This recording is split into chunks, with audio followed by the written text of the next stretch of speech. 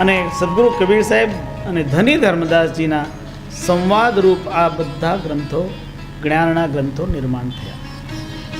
જ્યારે આ ગ્રંથોનું નિર્માણ થતું હતું ત્યારે સદગુરુ કબીર સાહેબ બાંધવગઢમાં હતા. અને બાંધવગઢમાં રોજ ધણી ધર્મદાસજી સદગુરુ કબીર સાહેબનું પૂજન કરીને એમની આગળ બેસે અને એમના વચ્ચે જે વાર્તાલાપ ચાલે એ વાર્તાલાપને લખવાવાળો ત્યાં બેઠો. કારણ ધર્મદાસજી સંપન્ન હતા, ધની એમનું નામ હતું, ધની ધર્મદાસ. અહીં સુધી કે બાંધવગઢના જે રાજા હતા એ રાજા પણ એમને રાજાને પણ એ ધનનો સહયોગ કરતા હતા. એટલો મોટો બિઝનેસ હતો એમ. અને આ પ્રસંગ છે કે સદગુરુ કબીર સાહેબના શ્રી ચરણોમાં ધર્મદાસજીએ એ વખતે 56 કોટી સંપદા અર્પણ કરી હતી. હવે વિચાર કરો, 550 વર્ષ પહેલાંની વાત તમે વિચારો અને 550 વર્ષ પહેલાં 56 કરોડ એટલે આજના યુગના કેટલા થયા આપણે ગણતરી કરીએ.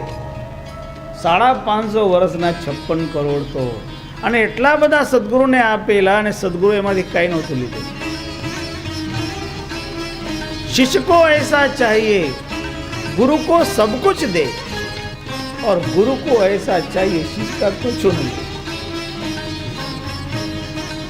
गुरु અને શિષ્યનો સંબંધ કેવો કહે કે શિષ્ય ગુરુને બધું આપે પણ ગુરુને પોતાને માટે કંઈ નહીં. એવી રીતે જે સદગુરુ અને શિષ્યનો સંબંધ છે તે અહીંયા પ્રગટ થાય. ધણી ધર્મદાસજી બધું આપે અને સદગુરુ કબીર સાહેબે કહ્યું પણ છે, શિષ્યને ગુરુ મળે ને તો કહે કે માથું દીધા પછી પણ મળે ને તોય સસ્તા છે. શીશ દિયો જે ગુરુ મળે તો બી સસ્તા છે. સદગુરુ એ માથું આપીને મળીએ તો પણ એ સસ્તો સોદો છે. એટલે ધર્મદાસજીના ઘરમાં, ધર્મદાસજીના ભવનમાં સદગુરુ ઉપદેશ આપી છે. અને ધર્મદાસજીના સાથે જે કોઈ પંડિત રહેતા, વિદ્વાનો રહેતા, ત્યાં લખવાવાળા એ બધા લખતા. તો ધર્મદાસજી પ્રશ્ન કરે, કબીર સાહેબે પ્રશ્નનો જવાબ આપે. એના પ્રશ્નોત્તર રૂપે ઘણા ગ્રંથો છે. એમાંનો એક ગ્રંથ અનુરાગ સાગર નામનો ગ્રંથ છે, એક બોધ સાગર નામનો ગ્રંથ છે, ઘણા ગ્રંથો છે. તો ધર્મદાસજીએ કરેલો પ્રશ્ન કે ગુરુદેવ આટલી બધી આપે, આ સાર નામની મહિમા કહી, આ સુરતી શબ્દ યોગની સાધના કહી, તો હવે મારી ઈચ્છા એવી છે કે આને મેળવવાની પણ રીત આપણને કહો, એને પ્રાપ્ત કેવી રીતે કરવું એ પણ આપણને સમજાવો. પહેલા મહિમા જાણે તો માનવીના મનમાં પ્રાપ્ત કરવાની ભાવના જાગે. જ્યાં સુધી એની મહિમા જાણી ન હોય ત્યાં સુધી એની ભાવના પણ જાગે નહીં. કોઈ તમને કહે કે ગુલાબજાંબુ બહુ મીઠા, તમે કોઈ દિવસ ગુલાબજાંબુ નહીં ખાધા હોય, સબ માનો, અને તમને કોઈ દિવસ એની કોઈ વાત નહીં કરી હોય તો તમને ખાવાની ઈચ્છા પણ નહીં જાય. કોઈ દિવસ જોયું જ નથી. જેવી રીતે એક ફ્રૂટની વાત કરું, ત્યાં અમેરિકામાં, યુકેમાં, આ દેશોમાં ત્યાં બજારમાં એક ફળ મળે. એ ફળનું નામ છે અવાકાડો.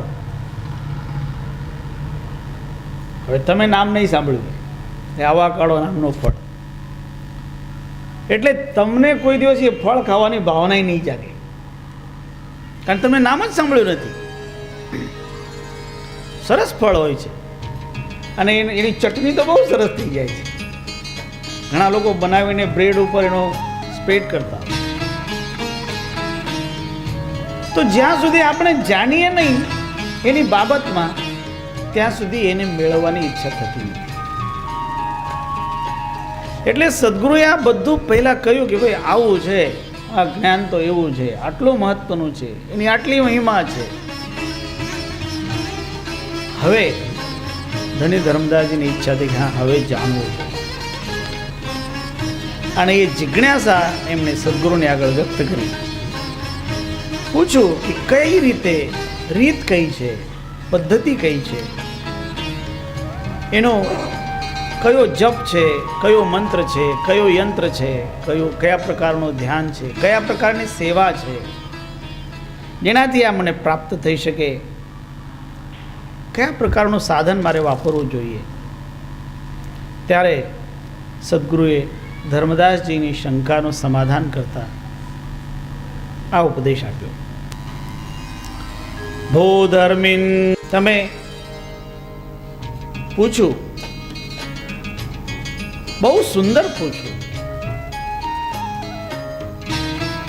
કારણ તમારા પ્રશ્નનો મહત્વ બહુ વધારે છે અને એનાથી જગતનું બહુ સારું હિત થશે. આ જે સારનામ છે એ સારનામનું તમને હું વિવેચન કરું છું. આ જે સારનામ છે એ સ્થૂલ દૃષ્ટિને નથી પ્રાપ્ત થતું, સૂક્ષ્મ વાત છે. સ્થૂલ દૃષ્ટિથી સંસારની વસ્તુઓ જોઈ શકાય અને જે સૂક્ષ્મ છે એને મેળવવા માટે સૂક્ષ્મ દૃષ્ટિ જોઈએ. અને આ તો કે અતિ સૂક્ષ્મ છે. તચ્છાતિ સૂક્ષ્મ રૂપમ સ્યાદ વેત્તિનો સ્થૂલ દૃષ્ટિ કહો. એ અતિ સૂક્ષ્મ દૃષ્ટિવાળાનું ધ્યેય બની શકતો હોય, સ્થૂળ દૃષ્ટિવાળા એને મેળવી નથી શકતા. અહીં સુધી બ્રહ્મા વિષ્ણુર મહાદેવો ભારતી વા ગણાધિપ સિદ્ધાસ્તુ મુનય સર્વે યથા ભાવમ ભજંતી વૈ. બધા એ જ સારનામનું ચિંતન કરતા હોય. બ્રહ્મા વિષ્ણુ મહાદેવ સરસ્વતી ગણેશ બધા સિદ્ધો મુનિઓ પોતપોતાની ભાવના પ્રમાણે એ જ સારનામનું ચિંતન કરતા. કારણ જે સૌનું મૂળ છે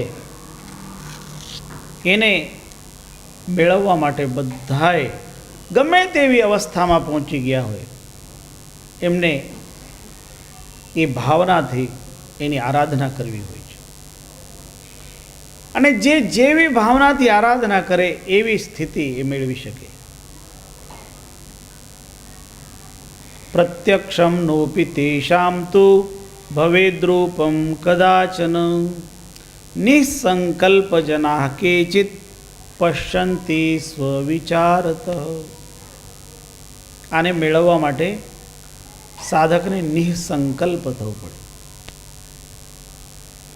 બધા સંકલ્પો, બધા વિચારો શાંત થવા જોઈએ. સંકલ્પ અને વિકલ્પ કરનાર માનવીનું મન હોય છે. જ્યાં સુધી માનવીના મનમાં સંકલ્પ ઉઠતા હોય ત્યાં સુધી એ સંકલ્પોના કારણે, લહેરોના કારણે એને એ સ્થિરતા પ્રાપ્ત થતી નથી. એટલે નિસંકલ્પ થવું જોઈએ. મનમાંથી બધા સંકલ્પ વિકલ્પ શાંત થવા જોઈએ. અને જ્યારે મનમાંથી બધા સંકલ્પ વિકલ્પ શાંત થાય ત્યારે મન અમન થઈ જાય. મન હોય અને ન હોય એવું થઈ જાય.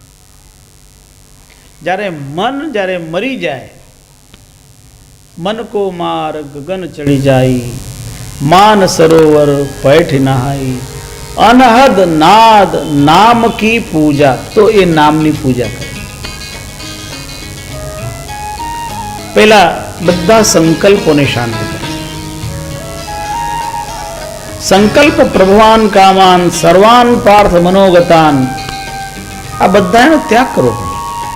મનોગત જેટલા વિચારો છે બધાને બેસાડવાનું કે બેસી જાઓ બેસી જાઓ.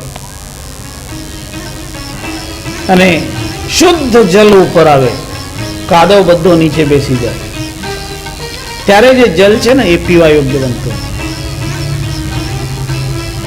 તો એમાં ફટાકડી ફેરવી પડે ફરી શુદ્ધ કરવા માટે. તો એવી રીતે બધા જ સંકલ્પોમાં જે મન અટવાયેલો છે એ મનને પહેલા સંકલ્પ રહિત કરવાનો. કારણ જ્યાં સુધી એ સંકલ્પ રહિત ન થાય ત્યાં સુધી ગમે તેવા બીજા શ્રેષ્ઠ પદને પ્રાપ્ત કરે પણ આ સાર નામનો બોધ નહીં મેળવી શકે. એટલે કહ્યું કે જે નિસંકલ્પ હંસજન બને, પશ્યતિ સ્વવિચારત, એને સ્વમાં સ્થિત થયા પછી અનુભવ કરતા. અને જે સંકલ્પથી રહિત થઈ જતા હોય એ સાચા વિવેકી બનતા. અને સંકલ્પથી રહિત થવાની રીત કઈ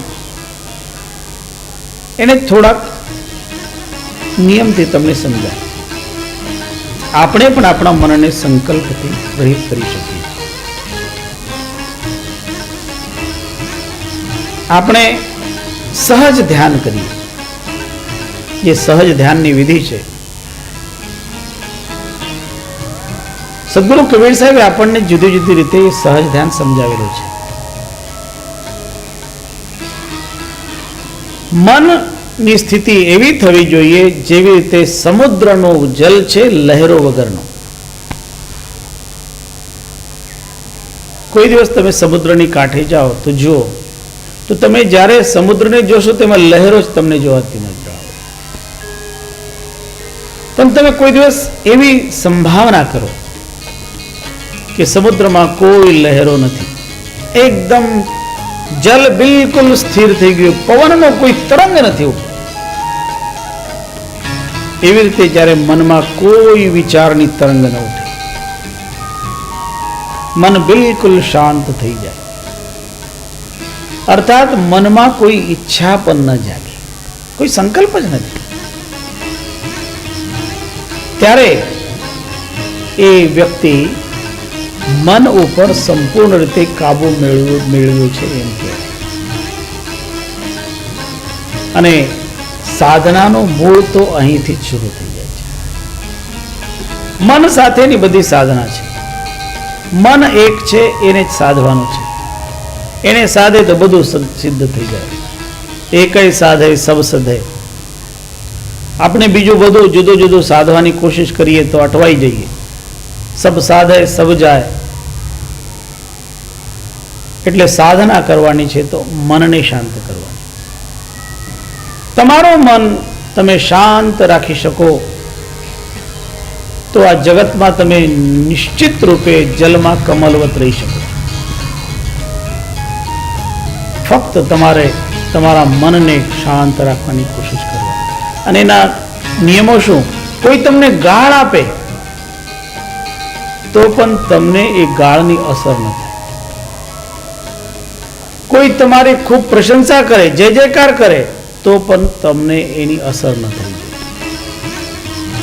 અને એ મેળવવા માટે આપણને વિવેકને સિદ્ધ કરવું પડે. તમને એક દાખલો આપો. સાચી રીતે કોઈ આપણને ગાળ આપે તો આપણને દુઃખ થવા જેવું છે કે નહીં?